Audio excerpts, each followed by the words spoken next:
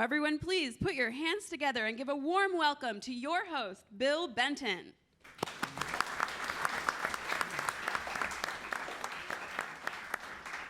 Thank you. Hello, everyone, and welcome.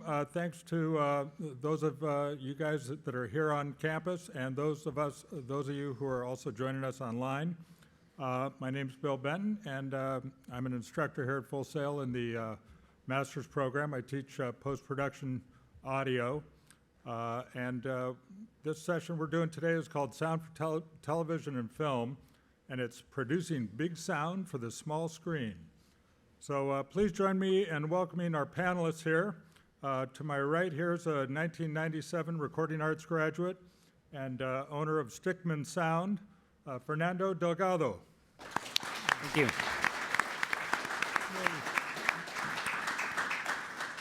And next down the line, we've got a producer and educator.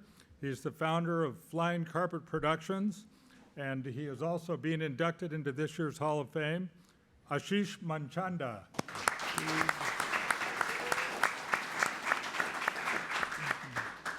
And last but certainly not least, down at the end, we've got a sound editor, a sound designer, a sound mixer.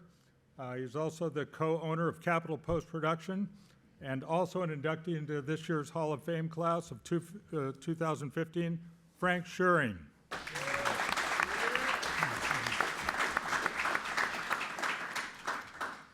All right, guys.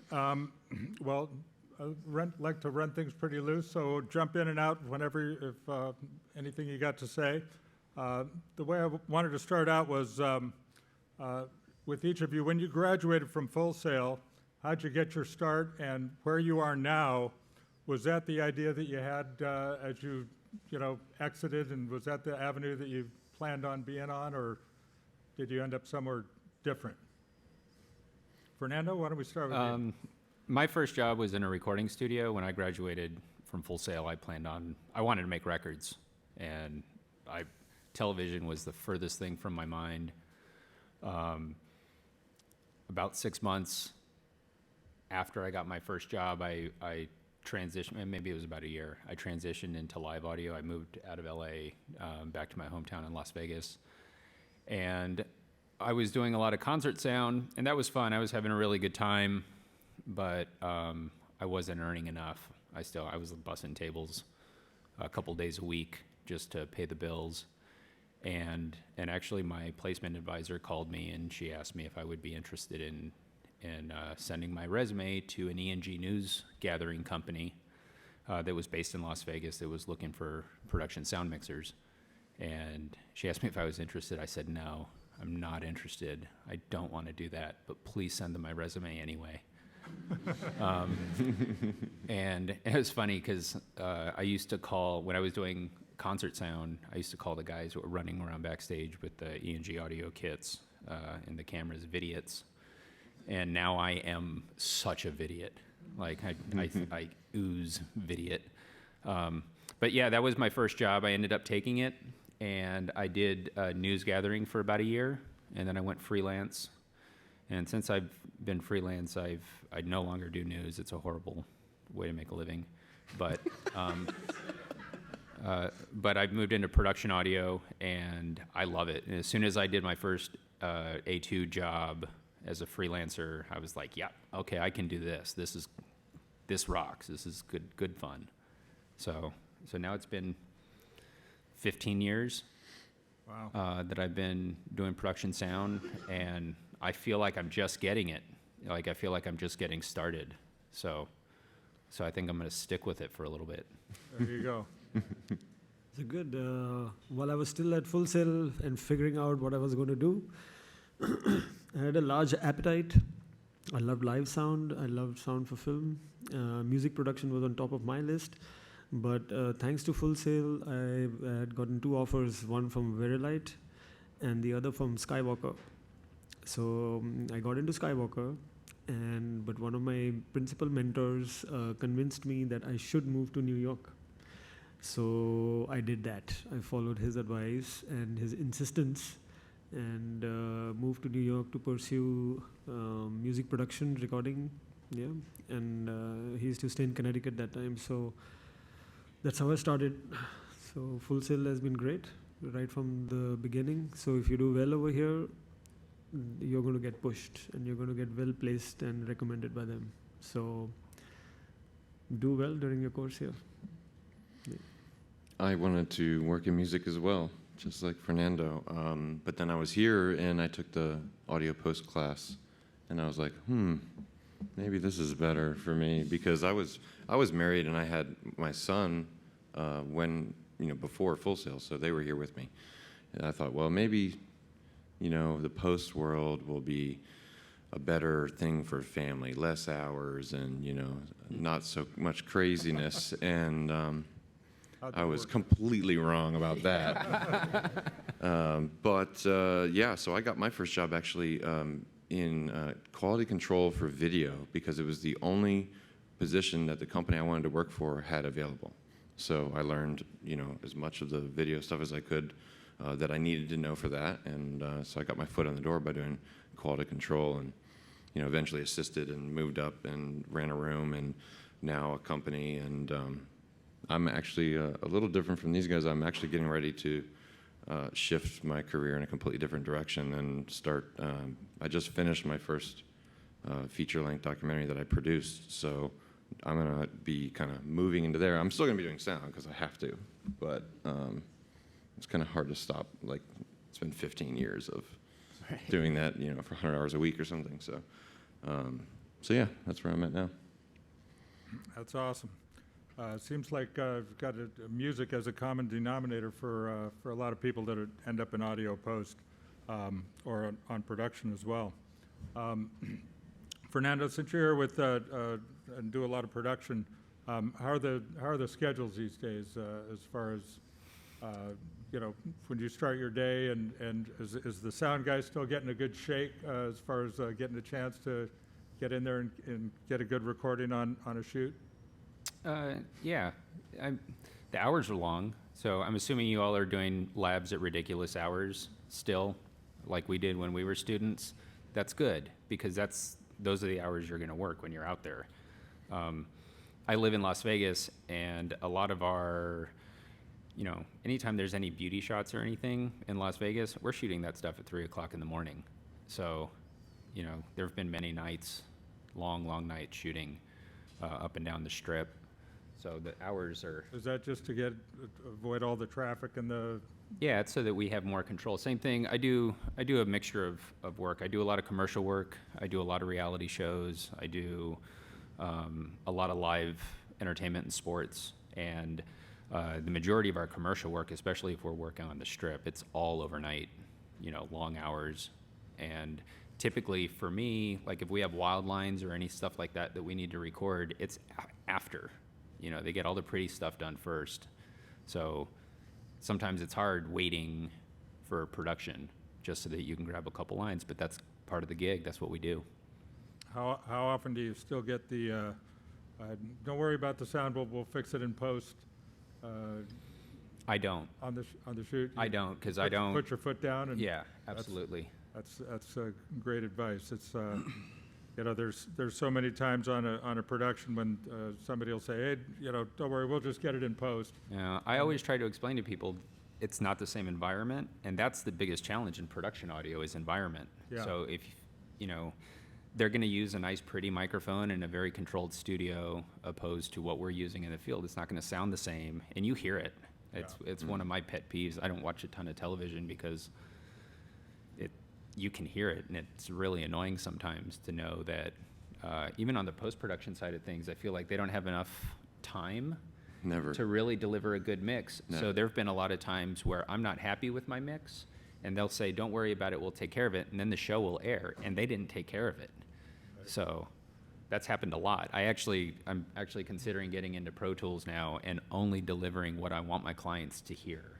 Because when multi-tracking on the field became common, everybody wanted more tracks so that post could have more options. And I was down with that for a little while, but as I'm getting a little bit older, I'm like, no, I'll send you what I want to send you, and then you guys can work with that. That way, if the post mixer doesn't have time to work with it, at least it's had some work done to it. So I don't know if that would piss off post guys or not, but that's what I've started to do. I don't know that I'd be too happy about just getting, one mono track or something. No, but, I'll do all the multi-tracking Okay, and everything, all right. but if I'm not happy with the track, I'll do what I can before I send it. Mhm. I would say if you do that, send that and the raw. I archive the raws. I don't send them unless they ask. Oh, yeah, okay. If you send it to me, I'll be asking. I may not have time to use them, but I want them just in case. Right. Yeah, as long as it's on a hard drive somewhere. Exactly. Somebody's going to want it. For you guys that are working both in film and television, what's the main difference between sound for film and sound for television? As far as quality and speed and the amount of time that you get to spend? Speed is topmost priority. Yes, it's all about the race, how fast you can deliver. But I wish there were more guys like Fernando around who want to make sure that they send in something which is really good. A lot of times we run our company Flying Carpet, which my wife and run in India. And we do a lot of sound for film and in the recent past, sound for television. But everything has to be done really fast. A lot of times we get, I guess 80% of the times the tracks come in and we have to do a lot of work to make them okay before we actually start our work. So a lot of cleanup and a lot of the youngsters are not really taking care how tracking is done at the live stages. So there's a lot of work in post, and we hear this commonly that it will be fixed in post. So when we do go to the shoots, just observing and just hanging around a little bit, we see that it's been done so fast, and it's a clear instruction that just finish it, just grab it, it'll be okay, and the guys at post will take care of everything. So the post guys are supposed to be this magic wand place where everything gets fixed up. It's like just in music, you send the tracks, just send everything in, and they'll figure it out. The guys who are mixing it, they'll know what to use and what not to use. And a lot of times we have to either retrack stuff, and if there are more guys like Fernando, it would be so good to get some really, really exquisite tracks. So there's some shows that we do, like the reality shows in India, a couple of the music ones. And we've been fortunate to be a part of like MTV Unplugged in India. So and I had good fortune of working on Unplugged in New York while I was still here. And we already had a workflow and a blueprint. So when MTV wanted to do this in India, we actually laid down a guideline that we would come on board only if these criteria were met. And we needed to further invest in equipment. And they took a long time, and we said that, we don't want to come in because we knew it would be a disaster to working with multi-tracks, and people want like 70 tracks of live audio being recorded. And unlike Unplugged over here, which is very compact and tight, and the bands come really well rehearsed, we had Unplugged sessions which would go like 70 tracks to 85 tracks of multi-tracking live. It was like back in the old days, and there weren't so many tracks to record. And so we needed a superpower system, and after much reluctance and discussions, they actually yielded, and I was surprised. And they said, fine, we raised our budgets, like double. Damn. We invested in a lot of equipment, and then we had control over the entire process of how it was tracked and how it came out, and actually it became a trendsetter. And then other programs and other shows that came up wanted to follow the same suit. So it was great. We had the opportunity and we proved ourselves. But yes, you need to get to that position, like where you said, that clients will take you seriously and you give them only what you think they should get, because they do not know a lot of times what they really want or how the technicalities work. So it's your responsibility to make sure that what you do is delivered in the best form so that the audience gets the best possible experience of their times. So, something like that. I think one of the biggest differences between sound for television and sound for film is for film, you don't really have a lot of restrictions on what you can do. You can pan anything anywhere you want, you can make it as loud as you want, you can make it as quiet as you want, whatever. In television, that's not the case at all. Every network has specifications for the highest peak you can have. For the RMS level, for dialogue, dial norm, average dialogue level. Some even say you're not allowed to put anything but dialogue in the center channel. You're not only allowed to put narration in the center channel. You're not allowed to put music in the sub. You're not allowed to do this. And so you have to, all right, well, here's my rules. And now, okay, well, I wanted to do, this cool pan went across here. Well, I got to skip the center channel and, whatever. But that's the biggest difference, I think. Yeah, control. Yeah. Yeah, I actually wanted to ask you guys about that. There's so many different, it used to be when there was just like certain networks, here was the level requirements and the delivery requirements, and now we've got so many different venues as far as television goes. You've got the regular networks, then you've got the cable channels, you've got like HBO, and now we've got all the streaming devices. You've got Netflix, Amazon has now got a channel. Do each one of those have their own different specs and requirements? Absolutely, yeah. And then also, how do you guys, pretty much everybody now is broadcasted in 5.1, or it's available in 5.1. Do you have to come up with separate mixes for each one of those things? Or do those have different specs than like a stereo delivery requirement? Yeah, at least, with the clients that I work with, National Geographic, Discovery, PBS, all of them, they have the 5.1, peak requirement might be -2, and the stereo is -10. And you're just like, what? It's a legacy thing that they just haven't changed, which is silly at this point, but it's the way it is. So you just, literally the first thing I do when I start up, it's sad, but the first thing I do is put limiters on all the buses, just to catch the peaks. Because if I fail QC, then it's back on me and I'm going to waste my time fixing it, But yeah, every network has their own things. And, when you get into like the Hulu and all that, there's really no rules. It's like the Wild West at this point. Right. You want it to sound good, but you can make it as loud as you want and you can, do whatever. So really it's just broadcast that is so strict. So yes, there are standards for everything, for television, even for cinema. I mean, they're prescribed procedures. But here's what we do. And as we started seeing a lot of people who are mixing for television and film, it's almost like mixing music. There's no where it's going to be played and how it's going to be played. It used to be kind of controlled and regulated back in the day. But with so many formats, YouTube coming in with digital channels, so how we approach our work is like how we mix a pop song. We kind of mix our movies somewhat like that. And we've devised a little system which is expandable to any of the formats, whether you go 7.1, you go 5.1, or you want to even fold down to mono or stereo. You have to, it's kind of like, you might be mixing your music at home, you might get it mastered from a great facility, but at the end of the day, when it plays back on radio, everybody gets the same treatment. Everything has to pass through a particular something. There's a process and it gets adjusted, for level and for gain and tonality. So everybody gets the same treatment at the end of the day. So there's a little comfort in that and a little dissatisfaction in that, but that's how things work. So you cannot fight that. So from our side, we mix it the best that we can. To what you said, where like Dolby and a lot of the other guys who are setting up the formats, they say, do this in the center channel, don't do this on this. We just don't adhere to any of that, because most of these guys, they've set up the technology, they have never mixed or are emotionally attached to the content.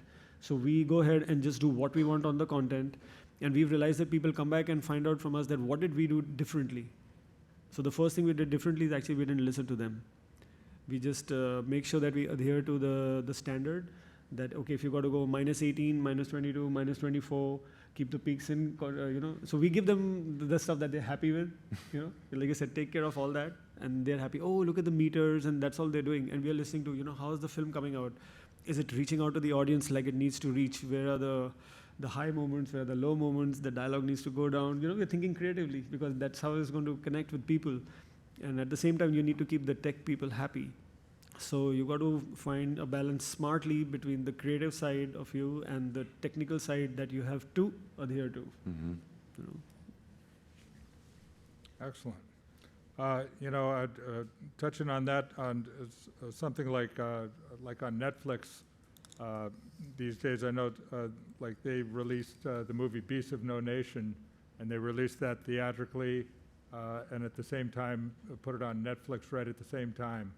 I don't know if any of you guys know or not, but do they just take that same mix, and would that be the exact same theatrical mix that they would just broadcast in 5.1, or does that need to be Doubt it. contained? I would assume it wouldn't be. I don't know, but I would assume it wouldn't be the No. same. It is Yeah, adjusted. I would imagine it'd have to be Yeah. processed somehow. It has been reworked for the other format. Yeah. So because the dynamic range that you're going to have in a theater, where you're getting an audience into a very controlled environment, and you know it's going to adhere to the specifications, whether it's THX or anything of the like, it's a very controlled place. But other than that, how it's going to be at home, with food cooking and music playing in the background and kids playing around, you cannot have the same kind of dynamic range, especially. So it needs to be contained and packed somewhat differently. So a lot of that material is adjusted for television, or when you watch movies on the flight, Yeah. it's been adjusted even further, so it can be consumed most successfully on the medium on which it's going to be exhibited. And they really crushed those. We did some of those for, I think it was United years ago. It's like an 8 dB range or something like that from lowest to highest. It's Yeah. just insane. Really narrow package. Ashish, I heard you touch on earlier about when you were doing some stuff with MTV, having like a delivery package, a formula that you had them deliver stuff to you. Did they like that better once you came up with that, and it made their job easier about, okay, now I know exactly what I need to come up with and bring you. There was a lot of back and forth. Uh-huh. There had to be a lot of convincing. We really had to, it was not selling the point, it was actually just driving home the point that the channel could actually benefit by giving customers such a fantastic experience if they just trusted somebody who's kind of done that before, and they were kind of stuck from where they were coming from. But I would say there were two key people that we happened to deal with who were very progressive in their thinking, and they trusted us. And through certain tests, we demonstrated to them. And a lot of times, the channels release material on broadcast which is not even in stereo. It actually comes out in mono, and especially when they try to send the same material on digital when they want a simultaneous release. It's like it's not been checked, and we were kind of appalled at the software that was being used, to who's broadcasting this at the end, and you spend all That time. so much time and effort and money getting such a high-class production, and at the end of the day, there's some kid with some software sitting in their office who's actually uploading it and who does not know. So we made it our point and our responsibility, and we had it in our terms that we would sign off and we would do the QC after the channel put up a private link for us, that we would QC it and check it out in our studios to make sure everything was okay. And once it was flagged off, then they would go ahead and broadcast it. Because the first set that they broadcast, there were problems. And they said, oh, something's gone wrong. Why did it happen like this? And we checked up, we downloaded the material, and we saw it on television. And this was not the work that we had done. It had been tampered with. Oh, wow. So as a company, and you're known for very high quality work. So we are looking to put it in our contracts that firstly, of course, you're not liable, and secondly, you can hold them responsible for releasing something with your name which you haven't done, because that's not okay.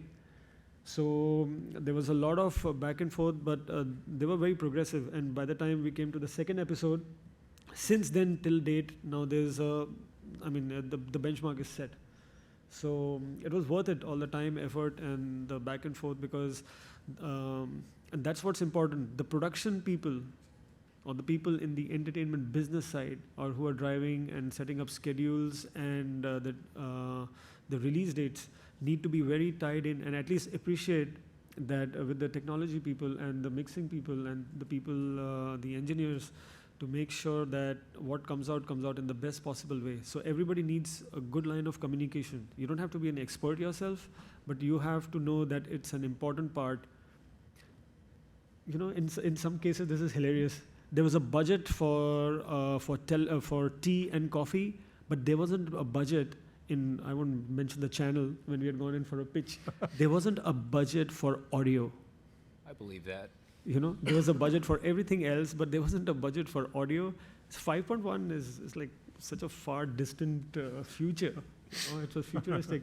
And I was like, you know what, you made this huge budget for this fantastic episode that's going to come, and you don't have a budget for audio. I mean, that's stupid. It's like, and you're running a channel, then it's like, then we need to take over that channel because they don't deserve to be sitting there.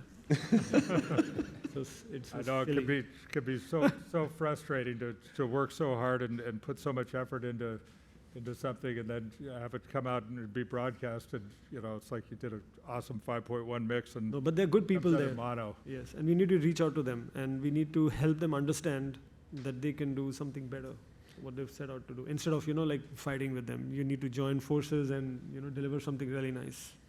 So. Yes, the budget thing has always been something that's got me too. It's like, you know, you have a show and they say, we need you to do it in this super tight time frame, and no, you can't work any overtime. And then the next thing you know, they said, well, we fired that composer. We had to pay him off $250,000.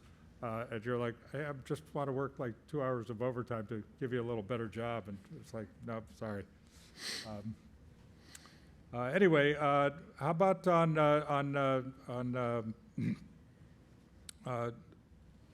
turnaround time as far as some of the TV shows that you guys have worked on, as far as, you know, from the time you shoot it to the time it gets posted to the time it gets aired? Is that on some of these? I know that you've worked on some. I saw a restaurant startup and some of those things. How? Yeah, a lot of the tape shows. You know, it really depends. Like right now, I'm in the middle of another season of The Ultimate Fighter. Okay. I think our first episode airs in April for this season coming up. We started shooting about 2.5 weeks ago, 3 weeks ago. So sometimes it happens pretty quickly. When I did Restaurant Startup, I don't think they started posting that show for 6 months after. Oh wow. So it sat on the shelf for a little while. So it just really depends. We did a live season of The Ultimate Fighter, season 15. So this was a few years back, and so basically we went on the air at 7 p.m. on a Friday, and we aired a live MMA fight. But as soon as we went off the air, our taped cameras moved in, and we documented the cast for the next week. And then we would they would hand carry all of the media every day to post in LA. We shoot the show in Las Vegas. So they would grab a flight to and from post every day, drop off the media, and then they'd just start plugging it away. And then we also had an edit. They edited an edit facility at the gym location where we shot the fights, so that if anything really fantastic happened the day before our next airing, they could go ahead and just insert that into the episode, and Wow. then we would go live the next day. So it just really depends. Yeah. What's the another thing I wanted to ask you guys about is, as far as there's so many shows on television these days that are reality shows, and I wanted to ask how much of that stuff is real and how much of it is enhanced as far as like sound effects and that kind of thing. Is, you know, when you've got these shows that are supposedly reality shows, how much of those get sweetened up in post-production? Hardly any that I know. Well, it depends. I've worked on a few over the years, and you know, it varies greatly. I mean, you know, something like I wouldn't really call that reality, but Well, I know you did like a lot of the Well, Planet Earth stuff. I know. well, like for reality though, now I'm spacing on the name. There was I don't know why. Oh, DC Cupcakes for TLC, and almost everything there was just production sound. You know, they would do funny things that we would add sound effects to, but it wasn't changing the story. It wasn't making something happen that didn't happen. Right. Bomb Patrol Afghanistan, which was G4, that we did a lot of sound design and Foley and stuff like that, but the reason we did it is because they were shooting in 20-ton military trucks in a war zone in the desert with GoPros and whatever. Like, the sound was horrible. Right. And if you're watching this, you're like, well, now I've got really crappy recorded sound and music. Like, it wasn't pulling you in. So, you know, we would put the sounds in, but it was just stuff that it was there, you know, the footsteps that didn't get recorded, or, you know, the keys jingling, or, you know, whatever, the robot, you know, because there was no microphone on the robot, and, you know, they're sitting in the back controlling it with the Xbox controller, you know, so, you know, you had to have a sound for the robot, you know. Yeah. But it's not like, I don't feel like it was lying or deceiving the viewer, you know, in any way. And same with nature documentaries. You know, you know, the amount of sound design that goes into a nature documentary is ridiculous. Yeah. You know, but it's just to create the world so the viewer, you know, it is pulled in. Otherwise, it's just a bunch of really beautiful footage with some music and somebody yapping. Yeah. You know. Yeah, no, it's if you go with just a production track, I think it could be a pretty boring. Yeah, I record a lot of pretty boring effects view. personally. I don't care what the project is. I record a lot of sound effects. I do a lot of area microphones, and I get a lot of really great feedback from post as a result. They're always telling me that nobody else does that, and I don't understand it. You know, maybe it's because of my music background. Anytime I walk onto a set, I approach whatever we're going to shoot kind of like a music session. You know, I'm very critical about my mic selection, my mic placement, and I always like to have a really good dialogue with the director so that I know exactly what are we trying to accomplish here. You know, I mean, we'll shoot 20 different angles, so how can you not have area mics and get the sound of the space that you're in? You know, I said it, I think earlier today, the environment is the hardest thing to, you know, if they want to replace it in post, well, that's really hard to do because you're not in that environment anymore. So The Ultimate Fighter, since that's the show I've been working on the most over the last couple years, I've got a cast size of 24 people, so we've got 24 cast channels. But I'm recording 56 tracks on that show for every fight group. because I've got that octagon so freaking wired. Anywhere those fighters go in the octagon, I can hear them breathing. And awesome. Every, you know, scrape, punch, whatever, I record all that stuff because I want the audience to hear it. You know, especially with MMA, if you don't understand the sport, it's not like boxing where you're just watching two guys punching each other. The guys go down on the ground, and girls, and they're wrestling on the ground. You need to hear that as well, because there's a lot more happening with these people fighting than them just laying on each other. You know, so you need to hear the grunts and the scrapes of the skin and all that other stuff. And so that, I always tell the people that I'm working for that that's my bigger focus. A lot of the jobs that I do, there's multiple sound mixers that are hired to do these jobs. And so I put the responsibility on them to get all the dialogue, and I focus a lot of my time on just getting environmental audio for post. Even for the reality shows that we do, we actually have 6 to 8 microphones out in the field, different type of microphones, different patterns, different designs, so that we can capture the audience responses really successfully, because it's difficult to recreate some of that, you know, and which is impulsive. You know, I mean, there are fantastic libraries available, but there's you got to blend in with something that's done in the environment, and it makes it very real. And especially for a reality show, you know, it is yes, there could be some touch-ups to make the experience more successful, like you said, and I think that's important. So it's not about that they're faking it or the shows come out that everything is replaced. No, so if a little bit of touch-up is there, the reality shows that we work on, it's pretty much the way it has been, you know. And yes, there's a little bit of like a touch-up to accentuate it. Yeah. I'll bet the post-production people love you guys, you know, getting all that extra stuff besides just whatever's on, you know, a couple of different production tracks. Yeah, that would be amazing to get. I wish. Yeah, we need to hook you guys up. Yeah. How many mics do you think you have at a cage setup? When I do the live shows, I've got 16, 17, 18, 19, 20, 22, 23, 24, 24 microphones around the octagon. When I do the tape show, I have less because the environment is a lot quieter and it's a lot more controlled. Where when I do the live events, we've got 20,000 people, you know, screaming. So, but we've also got a lot of crowd microphones up because, of course, we want to bring that energy Yeah, I was going to ask to you, our audience as well. How many crowd mics do you have out? It depends on the venue, but if it's a big venue, we'll probably do 8, 4 sets of stereo mics. That's great. And I use a lot of 416s. I actually, right now, currently, I like Sennheiser. I just feel like Sennheiser mics just mix well together.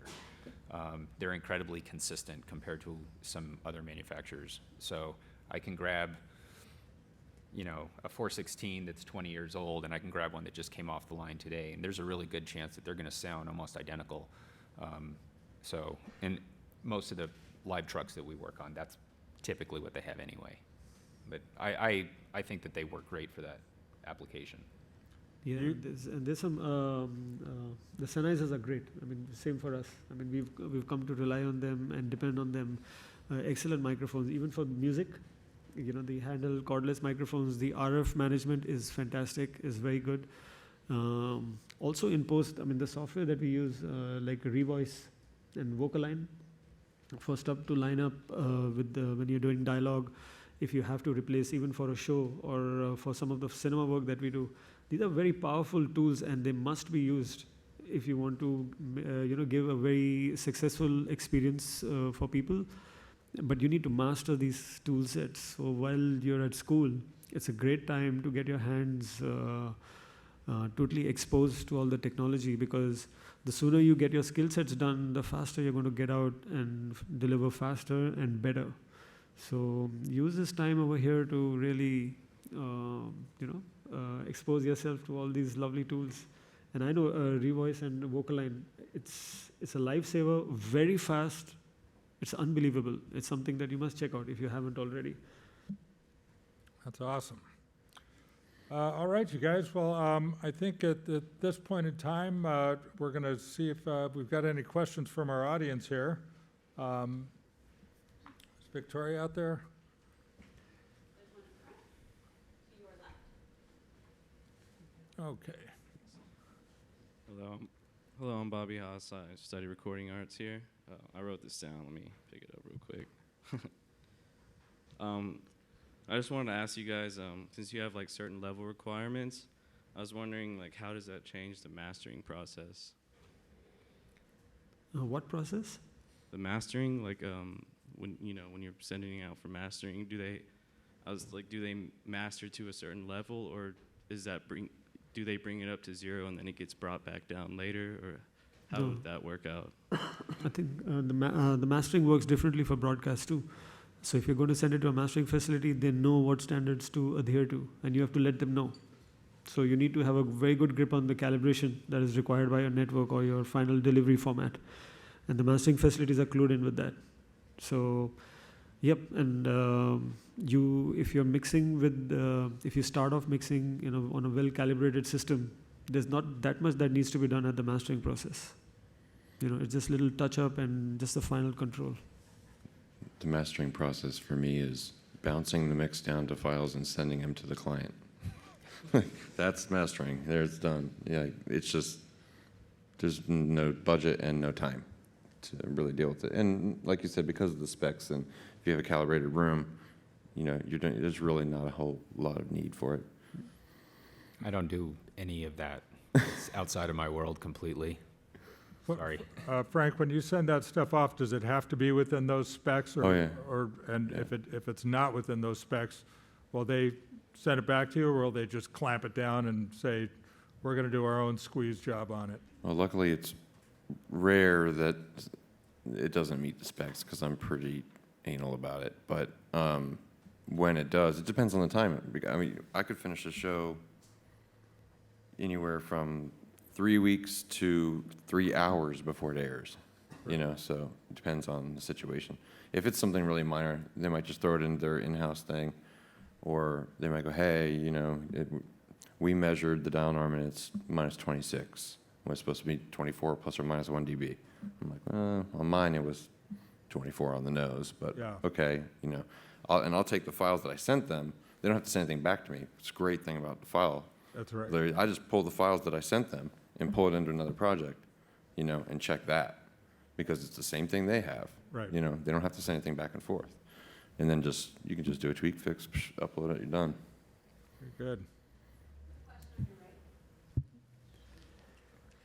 Hello. Ooh, is it on? Okay, sorry. I'm in the Masters for Film Production, so I'm actually looking to take on the entire production process, including sound, and actually at the moment learning to not be terrified of all the sound equipment. But going back to something that you were speaking about at the beginning, when you're trying to not end up trying to fix everything in post, when it's unavoidable, when you're on location and your sound goes in perfectly, but your audio tracks, you're speaking, just it's unavoidable and it has to be done. Can she be a little louder? Not getting to hear her very clearly. Sorry. Just closer. Ooh. There you are. Oh, that's good. When you're on location and your sound goes in fine, but your audio tracks, your actors, that for some reason is unavoidable, that it has to be dubbed. How can you do that without it being too clean and losing the depth, so that when you mix it back in, it isn't obvious that it had to be dubbed? Well, I don't really have a trick of my own, but I can tell you one that I heard about, and that is, and I believe this to be true, the show Supernatural. They check the dailies on set, and if there's an issue, they'll do the ADR right there on the same set with the same setup. I've done shoots like that too, where we'll set something up for the talent just in case, and even if they don't need to redo them, we'll redo them anyway, just so that post has them clean the right way. Also, I think, if you're going to be on the post side of things, communication is just really important. When you work with a really good post-production crew, they know what kind of microphones you're using, and as a production sound mixer, I can provide all the room tone and ambient recordings that they would ever need.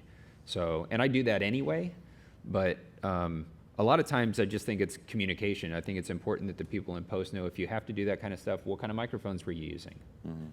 And I would even go so far as, what kind of a field mixer are you using? That way you're hitting the same type of mic pre's, because a Sound Devices mic pre sounds way different than an SSL mic pre or a Yamaha mic pre. So, I just think if you have to do it, try to be as consistent as possible, and the best way to do that is to have dialogue with the production sound mixer, so what he's using or she is using to get that recording. Yeah, and just like when you took the mic away a few inches away from yourself, and you saw there was so much loss in intelligibility. And normally when you're on location, a lot of ambient noise will get into your microphone because it has to be boosted up so much more. And that, again, then you have to remove all that.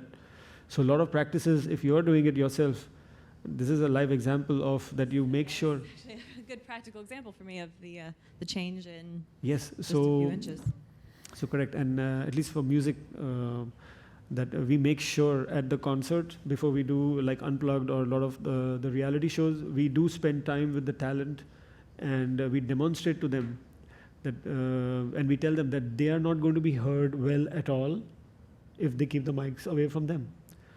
And with a little bit of practice and with a little bit of awareness that the team is brought to notice, everybody cooperates. They just need to be told in good time.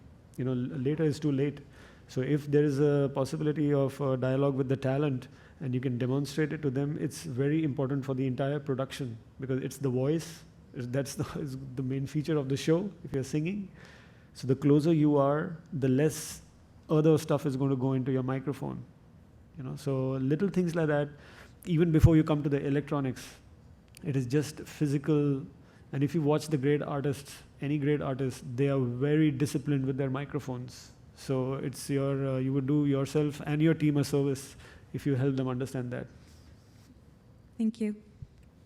And I think also if, like Ashish said, take an actor and tell them nobody's going to hear you unless you have this microphone right here. They're going to make sure they got that microphone right there. Or you can tell them the other actor is going to get heard better. Yeah, exactly.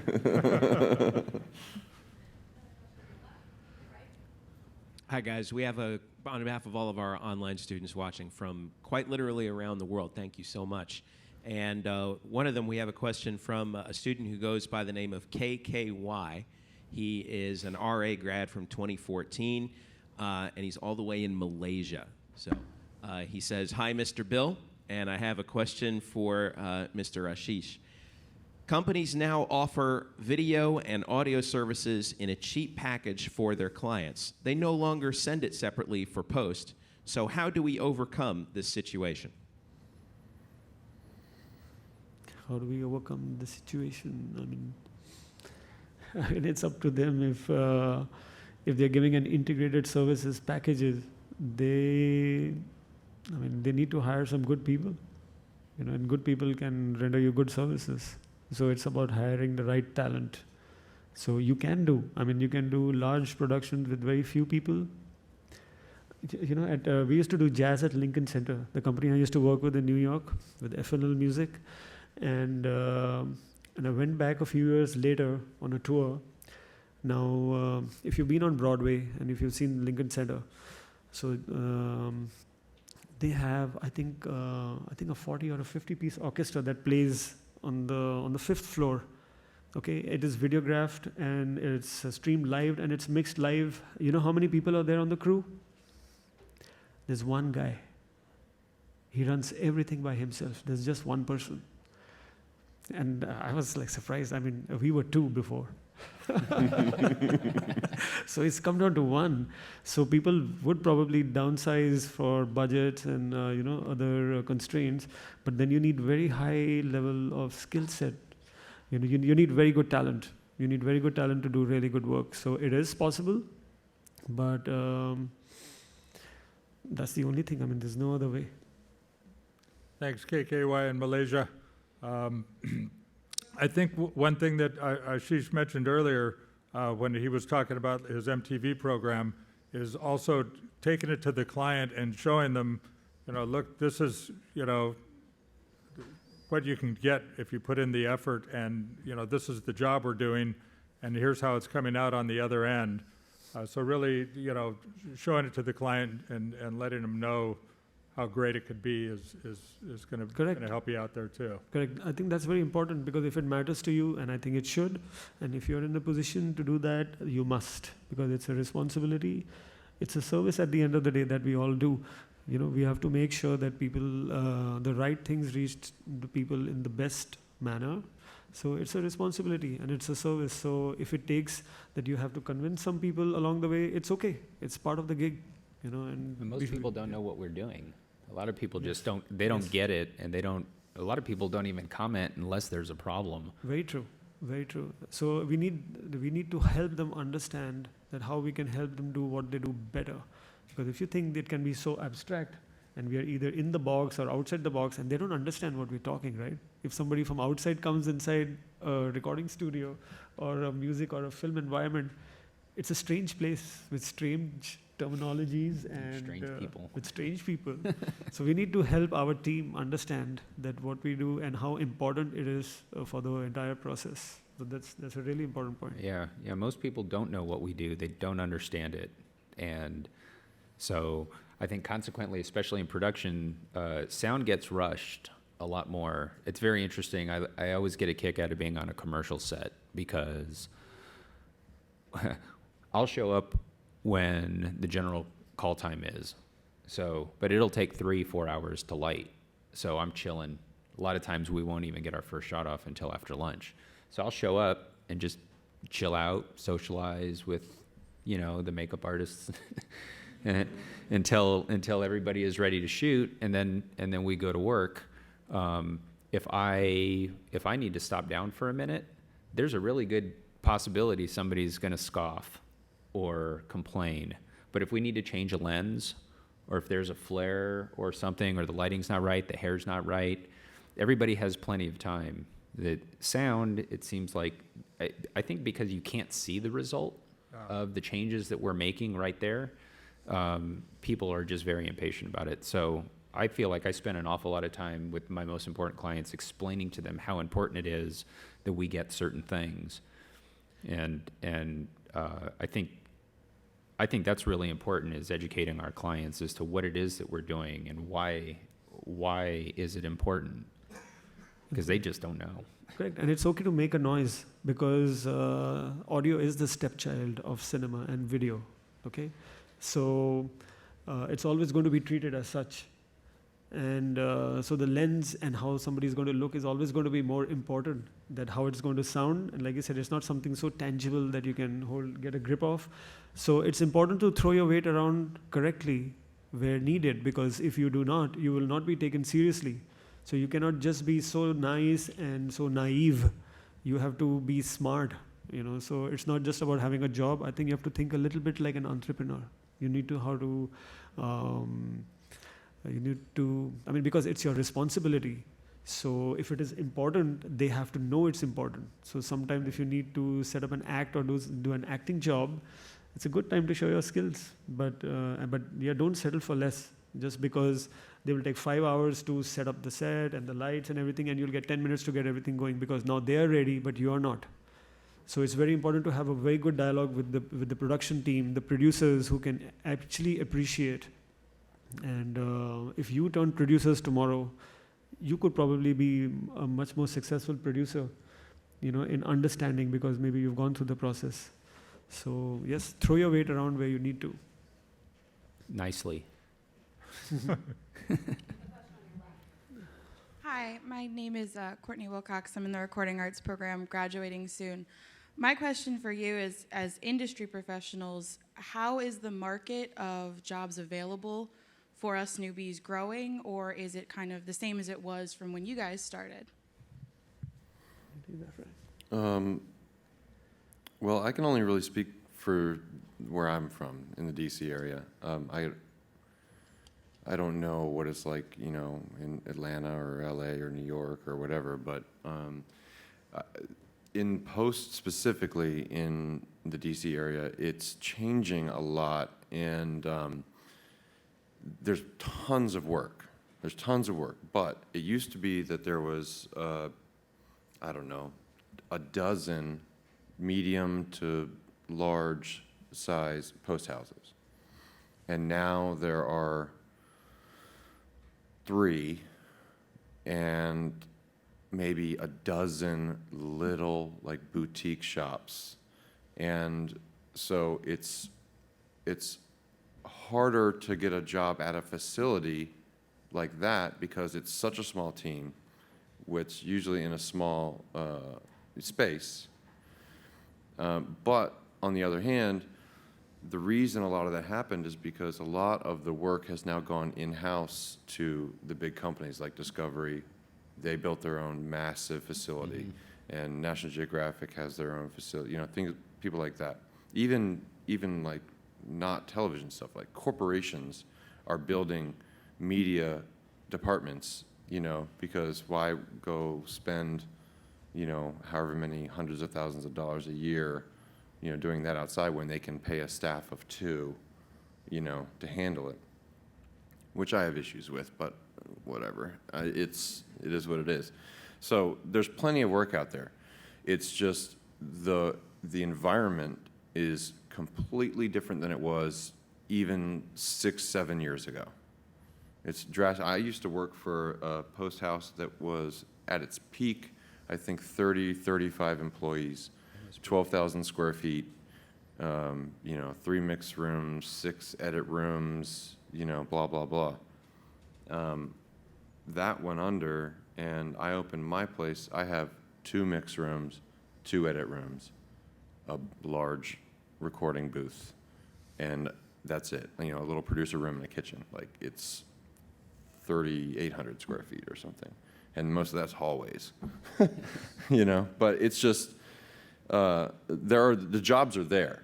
It's just you need to look in a different place. Before, I would have said call this post house, this post house, this post house. Now I would say call Discovery, call National Geographic, call this major corporation, call this PR firm, this ad agency, whatever, because that's where the bulk of the work is right now.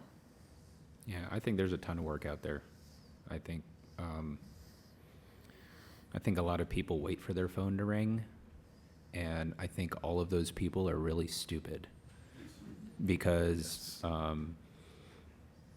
don't know. So I'm based in Las Vegas, and it's a very busy television community. It's a fantastic television community. And it is a community, which is really fantastic. But that being said, you have to gain a lot of respect from a lot of people before the community accepts you. I've seen guys and girls come into the business and they're gone in 6 months, but then I've been around for 15 years. So what's the difference? The difference is I don't stop. I'm always out there meeting people, shaking hands. I want to know what you're working on. I don't want your work, but I want to know what you're working on because maybe you're doing something really cool that I need to learn about. So I get a kick out of people saying the economy sucks because my economy is great. And I think if you look at it that way and you hustle and you work hard and you're meeting people will see that you're passionate. I think everybody here would agree to that. When I meet somebody that lights up when we walk on set, or even when we're in my shop prepping gear, those are the people that I want to be out in the field with. And so, like over the last 4 or 5 years, I've been doing internships on The Ultimate Fighter because it's just a great platform to bring new people in to learn. And I've only had one person leave and not come back. And everybody else, my very first one, he's been a production sound mixer for about 2.5 years now, and he's killing it. But it's because he showed up to my shop every day. I didn't pay him. I just said, hey, man, if you want to learn, show up and learn. And he did, and he finally got proficient enough to where we felt comfortable sending him out on gigs with our clients, and he's killing it. It's amazing. I love it. Every time he goes out in the field, I love it because he kind of does this little booty shake as he's heading out the door, and it's awesome. But those are the kind of people that all of us want to work with. I'm doing a little booty shake every time I go to work, and when I work with people that I'll give you a great example. So there's this A2 in Las Vegas. I'm not going to say his name, but the last time I worked with him, we were working on a UFC event together at Mandalay Bay. And we both pulled up into the parking lot at the same time. And I love working these events. They're hard. You walk miles and miles and miles, and you run a ton of cable, and it's not easy work, but it's fun. And the UFC's got a really great production team. So this guy gets out of his car. I hadn't seen him in about 6 months. And I'm like, hey, man, how you doing? And the first thing he said to me is, I wish I had the day off. How about you? And I was like, dude, I am so glad to be here right now. And the very interesting thing was all the people, so I don't do all the UFC events. They have a crew of people that travel all over the world with them, and they do all their events. One of the guys, their RF guy, came up to me, and he's like, hey, tell me about this kid. And I was like, I don't really know too much about him. I was just kind of trying to be nice and not slam the guy. And he says, yeah, I don't think he's serious. And I was like, well, why do you say that? He said, well, he came up to me this morning, and he says that he's learned everything there is to learn about audio, and he wants to move up to camera. And I was like, All right. Well, he doesn't do UFC events anymore, and I can't remember the last time I saw him. And he's probably not going to advance very far because he's just got a bad attitude. He wants to be in the TV business because he thinks the TV business is cool, not because it's fun. So, you just got to be passionate and serious about it so people see it. And sometimes you won't get an opportunity twice. We were chatting about something yesterday, and I think a lot of you are getting it very easy. And I'll give you an example. So we give an opportunity for a lot of interns and young people to work on the productions that we do back in India. And in the first 2 seasons, when there was a call time given, almost 30% of the people didn't show up. They came half a day late. And these are youngsters who are dying to come and work into the industry, and they don't show up for the gig. Some of the premier gigs that's happening in your country. And then they say that there aren't enough opportunities. So, the problem is starting with the youngsters today. And they say they're hungry, but actually they are not. Okay, so we made sure that since that time, anybody comes once, if they are late, they're off the project. Yep, me too. And then from that day onwards, we had 100% attendance on time. How lovely. I mean, why does it have to be like that? Why couldn't it have been done? That's my pet peeve on set if I'm working with you. And if you're not 15 minutes late, or if you're not 15 minutes early, you're late. Yep. And if you're late, I really don't want to work with you. I don't have time for that. Yeah, we have a worldwide entertainment business, but it's a pretty small community. It's a teeny tiny community. It's people see good work and they recommend people to do good work, and they see lazy, bad work, and that word gets passed along as well. So, Thank you. Hi, my name is Connor Adams. I'm a film major here. With all the hard work put into the different parts that make up your specific jobs, whether it be working with hardware, software, there's a lot of time crunches, stress, and anxiety. What is your most enjoyable thing to do that you love doing no matter what the job, something you could do in your own time, anytime, just because you have a passionate love for it? There's 2 things for me. I love mixing, especially if it's a live event. I love doing live sports.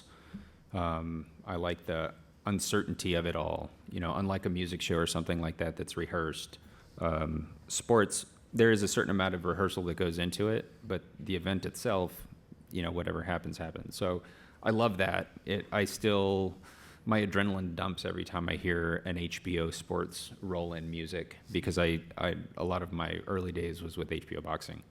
And then the second thing is shooting with one camera person, doc style, ENG bag on my belly, very minimal equipment, and a camera person that I can read. There's a really great chemistry between a sound mixer and a camera person if they've spent some time together. The director of photography on The Ultimate Fighter, he is my favorite person in the world to go shoot with, because I can read that dude like a book. I know by his posture where he's at on his lens and how I can improve his shots with sounds that I'm recording just based on how he's standing.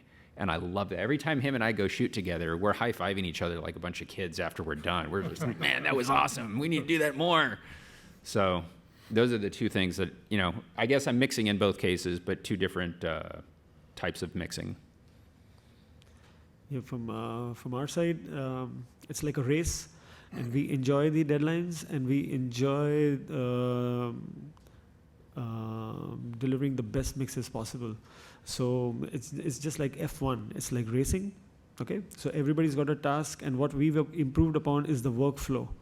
So we've made our workflow so efficient today, as the entire team, that anybody who comes in, so it's, everybody's got a specialized task. There's somebody who's taking out the wheel, there's somebody who's filling in the gas, okay? And so the car comes in, so like when we come and we get to work, everybody plays their role and it's out. So for us, we can actually deliver 30 to 40% faster today, but we don't tell our clients that, because we keep that buffer time to improve upon the creative process, because we made our technical process so efficient, and the workflow that we have for these kind of television shows especially where the turnarounds are really fast and you don't get too much time to experiment and creatively improve upon the final product. So we use the time. We made the mistake of telling them when we were really excited that, you know what, we've reduced the workflow by half, and you'll get your stuff early on. And they were like, oh, that's great. And then they started making their timelines along that. And then we found out our team was burnt out and everybody had to work overtime to keep the new deadlines that we gave them. So somewhere along the line, we came back to the same deadlines and we used the time to spend more on the creativity. So for us, the challenge has been to make the workflow more efficient, and we've been pretty successful. And that's a big high. That's good.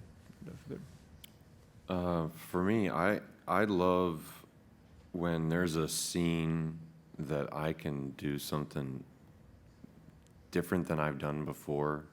And it's like, some people call themselves sound designers and they're not really a sound designer. And I don't call myself a sound designer. I call myself a sound editor. But I like to take like the pieces, right? I've got a massive sound effects library, and take all the pieces and put them together and make something out of it, I did a show a year ago about Abraham Lincoln's last day, the whole day leading up to his assassination. And the way they shot the assassination scene was so freaking cool. And they did like high speeds. It was like this really cool slow-mo thing with a great shot with the bullet coming out and everything. And that was just, I spent like probably 6 hours on that one scene just because I was like, it's got to be right. I was like exporting little clips of it and sending it to my friends like, what do you think of this? And they're like, dude, that's rad. It's just fun. Sorry, guys. We have another question from our online participants. This is from Juan Antonio Pacheco Romero. He's in New York. He's a recording arts graduate from this past October. And he asks the following. If you don't receive ambience recordings from set, would it be better to use sounds from libraries or go to a similar place and record? I think live recordings are always better, personally, but that's because I'm a production sound mixer and that's what I do. Yeah, I'd say library, or if you can find enough space in between the dialogue to create a smooth loop that you can throw in there, then that way you're using the production ambience even though you didn't have it. You're making it out of what was there. Right. Hire a different sound mixer next time. Yeah.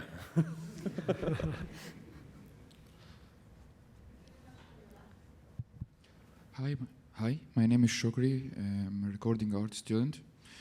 My question is about internships. So, as most of you moved to LA, about internships.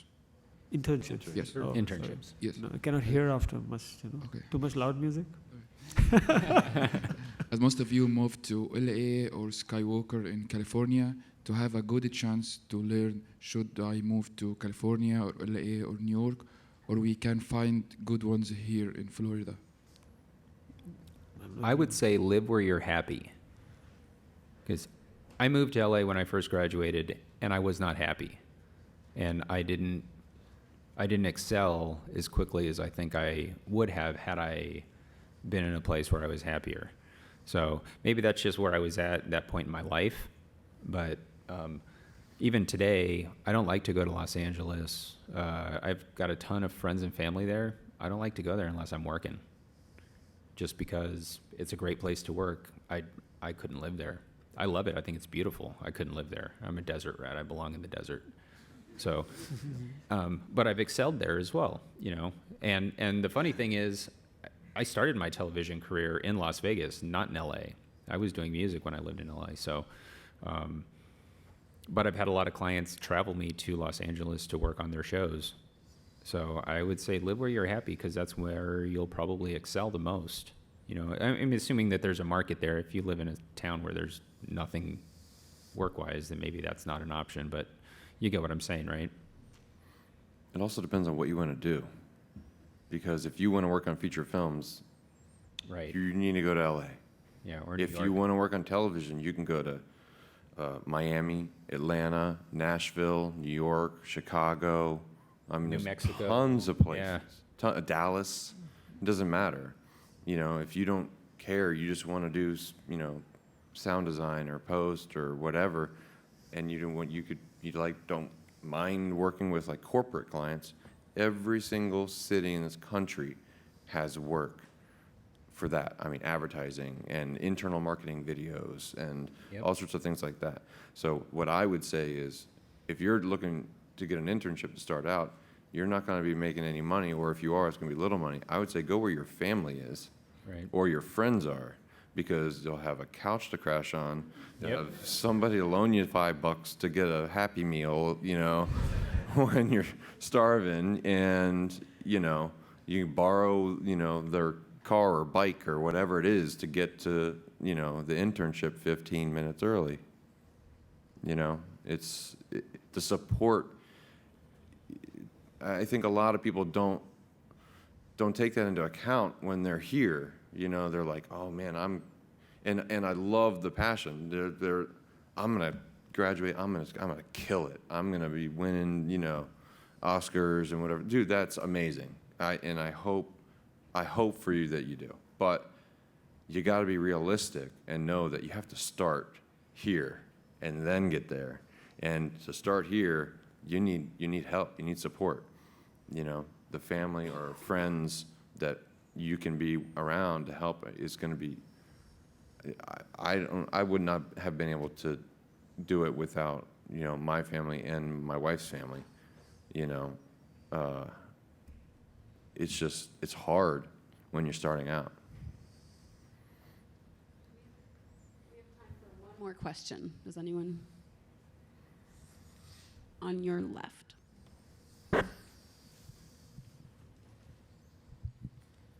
Hi. So you guys said that originally you wanted to do music.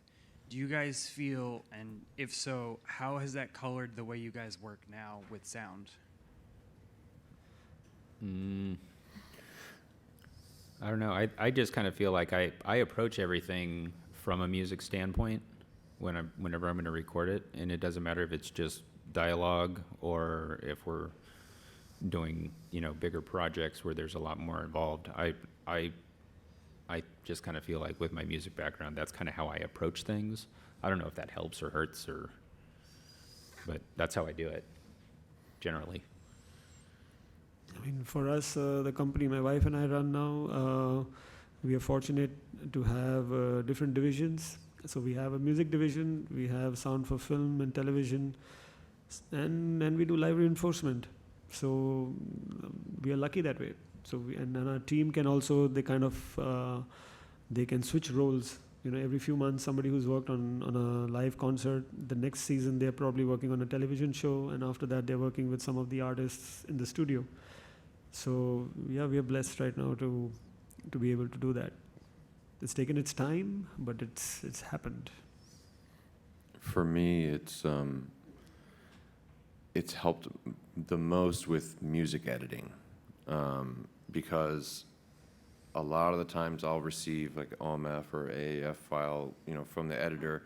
They've cut the cues in, and there's only so much you can do with the music edit in NLE, you know, in Avid or Final Cut or whatever, because you don't have, you know, the same tools, you know, as you would in a DAW. But so for me, it's like being able to watch the show, listen to music, and think about, you know, what the editor was trying to do with the picture and the music, and then be able to actually make the music edits sound good and feel right. You know, I can change that cue to make the show better, you know, and if I didn't have that music background, I don't think I would be as good as, you know, as I have been able to get at that. All right, you guys. Well, I think that's going to wrap it up for today. So I want to thank everybody for attending our session today. I want to thank our crew in the room here. I can't see you guys back there, but thank you guys. And I especially want to thank our panel here, Fernando, Ashish, and Frank. for all of their time and their information and creative knowledge to share with us. So let's give them a big round of applause. And thanks.